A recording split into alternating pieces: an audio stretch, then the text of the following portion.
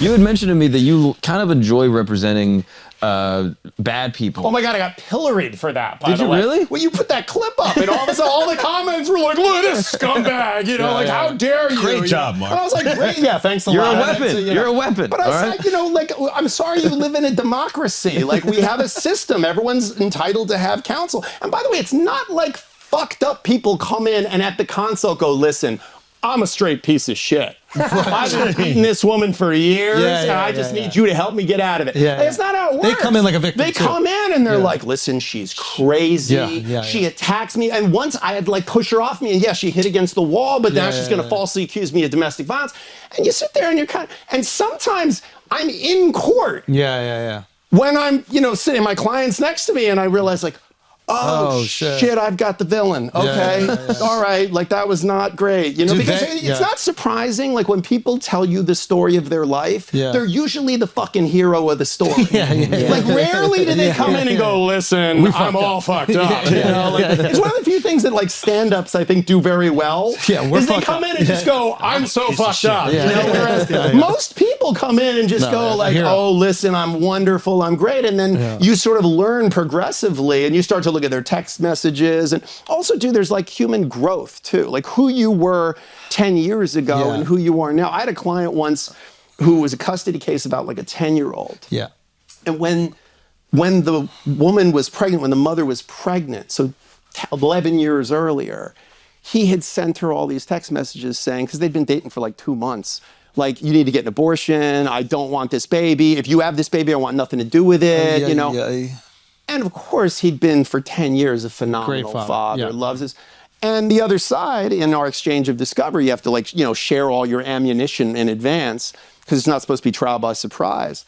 They sent me these text messages. Real quick so everybody understands that, is that like all the information that both lawyers are going to use in court has to be shared with both lawyers. Exactly right. So no lawyer is going, but you didn't see this text. Exactly right. So anything you're going to put in like photographs, audio recordings, video, you have to exchange it in advance. So that's called discovery? It's called discovery, and it's a process where it's meant so that everyone has the opportunity to like review something, make sure it's authentic, have it reviewed by experts if they need to, and also have to a prepare rebuttal their case. Prepare their case as best they can. You're not allowed to like trial by surprise. Like, did you order the code red? It doesn't really work that way. Like what you have to do is you have to exchange the stuff. So they'd sent these text messages, and my attitude was, okay, we got to get in front of this. Like we got to like Eminem 8 Mile final rap battle this. Like I got to go in and like cover this and be like, now tell these people something they don't know about him. You know, like I got to do something with it. So that's exactly what I did. I put him on the stand and I said, you know, you see these text messages. You know, did you send these texts? And he said, yeah. And I said, is that how you felt at the time? And he was like, yeah. And I was like, how do you feel when you read those text messages now? And this guy legitimately started crying on the witness stand. And he was like, I'm so, he's like, I'm so mad at myself. He's like, and I'm so horrified. And I'm so, like, if she'd listened to me, I wouldn't have my son. Like, and he's like, but I know I was like, just stupid and scared. And I'm watching opposing counsel just crossing out whole pages of their cross-examination because we got in front of it, you know? But that is like what happens. And that's also like a more human, relatable moment. Like it is terrifying. I imagine when somebody gets somebody pregnant and they're not aware of it, they don't know what to do. And that's this knee-jerk reaction and you sound horrible. And then you have 10 years with the most amazing thing you've ever created. And you are just so embarrassed that you could have made one flippant decision that eliminated those 10 years. Well, and that's why, you know, when people say like representing good people and bad, like if only we could just put people in boxes of good people and bad people and just separate them. But like, you know, the line of good and evil runs right through the human heart. So I think at the end of the day, what you have to say, like, if I judge your husband being a husband, your ability to be a husband by your best moment as a husband, you're a phenomenal husband. If I look at the worst moment you've ever had as a husband, and that's the totality of you. I'm bottom but that's 5. not how it works. You kind of have to average it out. Yeah. So that's an interesting thing too, because I imagine in divorce or in an argument or in anything, the only thing that we're focusing on are the worst moments of that person's life. Right. So I'm sure the husband and the wife in in those circumstances are just judging them by the most horrible things that they've done, when in reality there's probably amazing memories. I'm not talking about domestic violence people. I'm talking about people that had a marriage and then it became loveless and they're like, let's separate, and now it gets contentious over kids or assets. 100%. But again, you're just focusing on these horrible things. Not a beautiful vacation you guys went to, not a great time you guys cooked dinner together, the laughs. Like, and again, maybe this doesn't make you enough money, but is there ever... not enough money, but is there ever a moment like in divorce where both lawyers are going, hey, should we try? These people don't hate each other. Nobody did something heinous.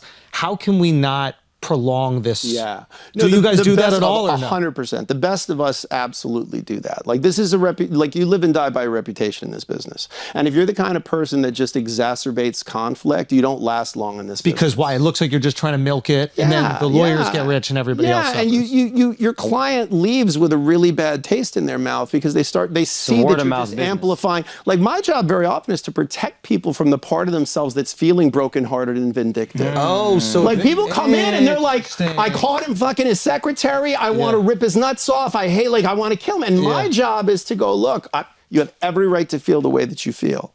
But let's focus on the issues right now. Like you're going to have grandkids with this person someday. You're stuck with him.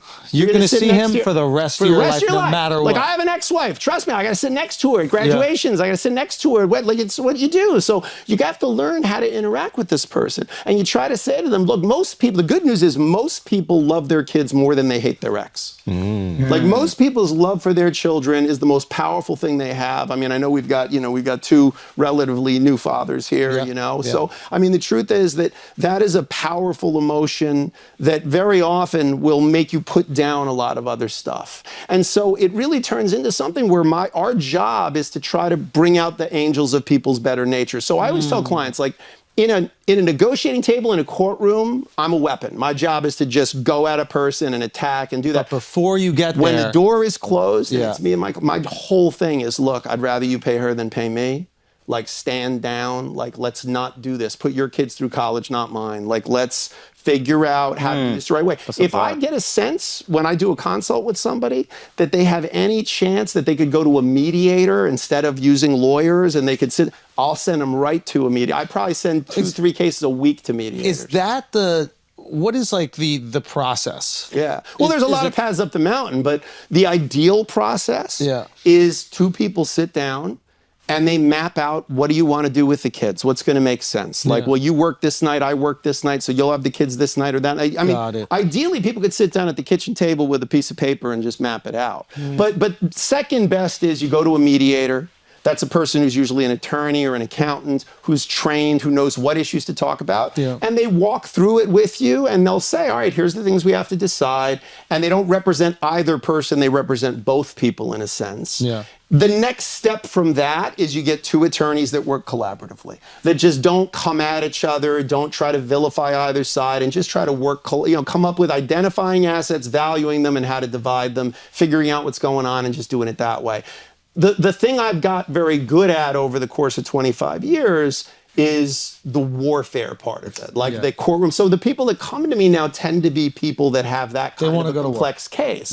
And they need someone who knows how to do that particular set of skills, which is why I have all of these amusing anecdotes of like chaos. But the truth is, like the majority of divorce lawyers, it's really just about a negotiation. It's about trying to sort of, work with people in a way that doesn't amp up the conflict. 56% of people get divorced. It can't be 56% warfare. No, it's actually thankfully a really small percentage. Yeah, that's what I figured.